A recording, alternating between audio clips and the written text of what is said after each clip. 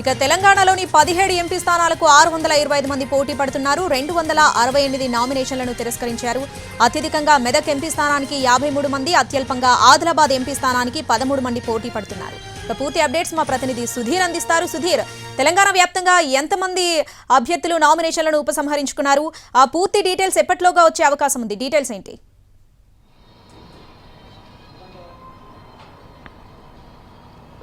తెలంగాణలోని 17 పార్లమెంటు స్థానాలకు గాను దాదాపుగా 625 మంది అభ్యర్థుల నామినేషన్ల ఆమోదం పొందాయి. అయితే నామినేషన్ల ఉపసంహరణకు సంబంధించి కాసేపటి క్రితమే సమయం ముగిసింది. ఈలోగానే దాదాపుగా కొన్ని వందల సంఖ్యలో నామినేషన్లను విత్డ్రా చేసుకున్నట్టు కూడా తెలుస్తుంది. పూర్తి సమాచారం సాయంత్రం 6 గంటల లోపు కూడా కేంద్ర ఎన్నికల కార్యాలయానికి పంపించాల్సి ఉన్న నేపథ్యంలో ఇంకా అందుకు సంబంధించిన కార్యక్రమం అయితే కొనసాగుతున్నట్టు కూడా తెలుస్తుంది. ఎందుకంటే జిల్లాల నుంచి రావాల్సిన సమాచారానికి సంబంధించి ఆ సమాచారం అంతా కూడా రాష్ట్ర ఎన్నికల కార్యాలయం వాటిని ఆమోదించిన తర్వాత అక్కడి నుంచి కేంద్ర కార్యాలయానికి పంపించాల్సి ఉంటుంది. ఈ నేపథ్యంలో కొంత ఆలస్యంగా సమాచారం బయటకు వచ్చే అవకాశం ఉన్నట్టుగా కూడా తెలుస్తుంది. ఎందుకంటే ఎక్కువగా ఆ నామినేషన్ పత్రాలతో పాటుగా ఎవరైతే విత్డ్రా చేసుకున్నారో విత్డ్రా చేసుకున్న వారి వివరాలన్నింటినీ కూడా పూర్తి స్థాయిలో వెబ్సైట్లో పొందుపరచాల్సి ఉంటుంది. కాబట్టి కొంత ఆలస్యం అయ్యే అవకాశం ఉందని కూడా తెలుస్తుంది. కొంత ఆర్ఓ కార్యాలయాల్లో కూడా ఇందుకు సంబంధించి కొంత ఫీడ్బ్యాక్ రావాల్సి ఉన్నది. అందుకోసమే కొంత ఆలస్యం అయ్యే అవకాశం ఉన్నట్టు కూడా తెలుస్తుంది. వాస్తవానికి అయితే 3 గంటల సమయానికి రాష్ట్ర వ్యాప్తంగా అంటే 17 లోక్సభ స్థానాలకు సంబంధించి నామినేషన్ల ఉపసంహరణకు సమయం ముగిసింది. ఇప్పటి వరకు అంటే మనకు ఉదయం వరకు అందిన సమాచారం ప్రకారం 625 మంది అభ్యర్థుల నామినేషన్లను అయితే ఎన్నికల కమిషన్ ఆమోదించింది. ఇందులో చాలా సంఖ్య దాదాపుగా వందల సంఖ్యలో కూడా స్వతంత్ర అభ్యర్థులు ఎవరైతే ఉన్నారో స్వతంత్ర అభ్యర్థులు పెద్ద ఎత్తున నామినేషన్లు విత్డ్రా చేసుకున్నట్టు కూడా తెలుస్తుంది.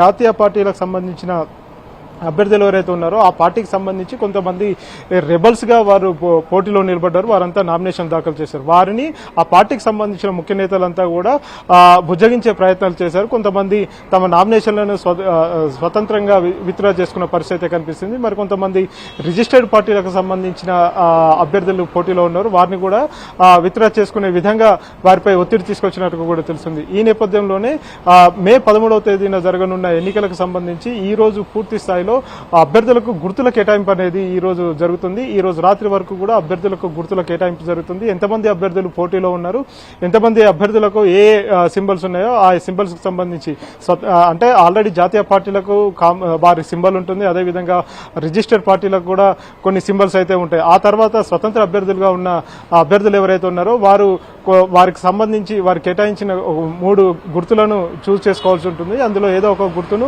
ఎన్నికల కమిషన్ లాటరీ సిస్టమ్ ప్రకారం ఇవ్వడం జరుగుతుంది. అయితే ఇప్పుడు ఈ దాదాపుగా మనం చూసుకున్నట్లయితే 625 మంది అభ్యర్థులు ఉన్నారు. అందులో దాదాపుగా 100 మంది అభ్యర్థులు నామినేషన్ విత్డ్రా చేసుకుంటే కొన్ని జిల్లాల్లో ఇప్పుడు మెదక్లో 53 మంది అభ్యర్థులు అయితే ఉన్నారు. మెదక్లో మనకు అందుతున్న సమాచారం ప్రకారం దాదాపు 15 నుంచి 20 మంది అభ్యర్థులు నామినేషన్ విత్డ్రా చేసుకున్నట్టుగా కూడా తెలుస్తుంది. ఇక్కడికి వచ్చేసరికి ఖచ్చితంగా 2 బ్యాలెట్ యూనిట్లను అంటే 2 ఈవీఎం యూనిట్లను ఖచ్చితంగా ఉపయోగించాల్సి ఉంటుంది. ఒక ఈవీఎం యూనిట్ లో కేవలం 16 మంది అభ్యర్థుల పేర్లు వారి గుర్తులు మాత్రమే కనిపిస్తుంటాయి. అడిషనల్ గా ఇంకొక ఈవీఎం యూనిట్ ను కూడా తీసుకోవాల్సి ఉంటుంది. అందులో మరొక 16 గుర్తులు ఉంటాయి. 15 మంది అభ్యర్థులు ఒకటి నోటా ఉంటుంది. కాబట్టి ఖచ్చితంగా ఒక ఈవీఎం బ్యాలెట్ లో 16 మాత్రమే సంఖ్యాపరంగా 16 అయితే ఉంటున్నాయి. ఇంతకు మించి 16 మందికి మించి ఎక్కువగా ఉంటే ఖచ్చితంగా 2 లేదా అంతకంటే ఎక్కువ ఈవీఎం యూనిట్లను కూడా ఉపయోగించాల్సి ఉంటుంది.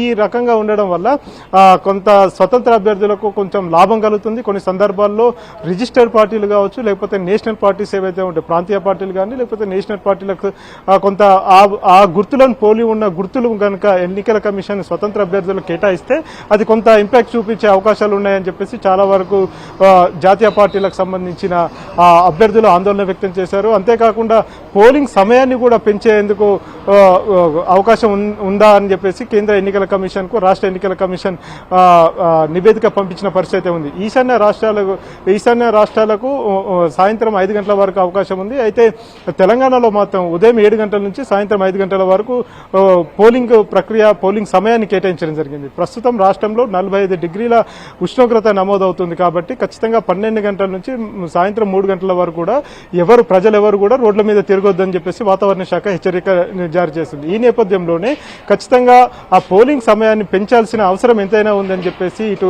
రాజకీయ పార్టీలకు సంబంధించిన అభ్యర్థులు ఈసీకి విజ్ఞప్తి చేస్తున్నారు. దీని మీద ఏ విధంగా స్పందిస్తుంది అనేది కూడా కొంత వేచి చూడాల్సిన పరిస్థితి అయితే కనిపిస్తుంది.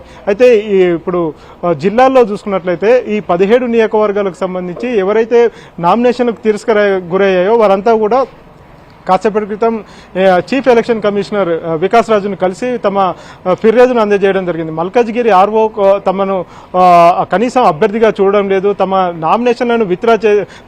నామినేషన్లను తిరస్కరించారని చెప్పేసి 77 మంది అభ్యర్థులు వచ్చి ఫిర్యాదు చేయడం జరిగింది. ఈ నేపథ్యంలోనే కొంత ఆర్ఓ కార్యాలయాల దగ్గర ఉద్రిక్త పరిస్థితులు నెలకొనడంతో అక్కడ 144 సెక్షన్ విధించడం జరిగింది. ప్రస్తుతం రాష్ట్రంలో శాంతి భద్రతలన్నీ కూడా అదుపులో ఉన్నట్టుగా కూడా తెలుస్తుంది. త్వరలోనే మరొక 100 కంపెనీల బలగాలు, కేంద్ర బలగాలు రాష్ట్రంలోకి వచ్చి ఎన్నికల ప్రక్రియ ముగిసేంత వరకు రాష్ట్రంలో గస్తీ కాసే అవకాశాలు ఉన్నట్టు కూడా తెలుస్తుంది. Shravani. Right Sudheer, thanks for the